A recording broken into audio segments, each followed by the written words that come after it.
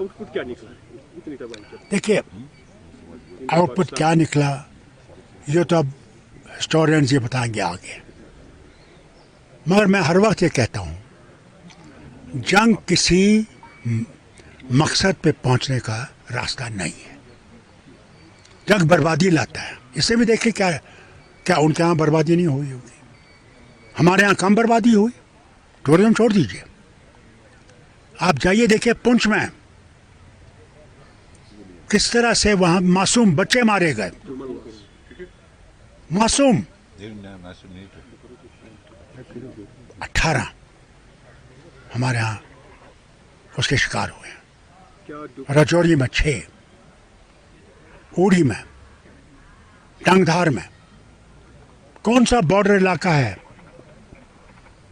जहाँ हमारे लोगों ने मुसीबत नहीं उठाई? क्या डिप्लोमेटिक वेज जो है उनको हमवार करना पड़ेगा, नरम रवैया? मैं समझता हूँ ये जो प्रधानमंत्री ने वो डेलीगेशंस भेजे हैं, अल्लाह करे कि वो ये मैसेज भी ले जाए कि हम लोग अमन चाहते हैं, हम लड़ाई के हकदार हम नहीं हैं, हम लड़ाई नहीं चाहते। मगर अल्लाह के वास्ते ये बंद करो,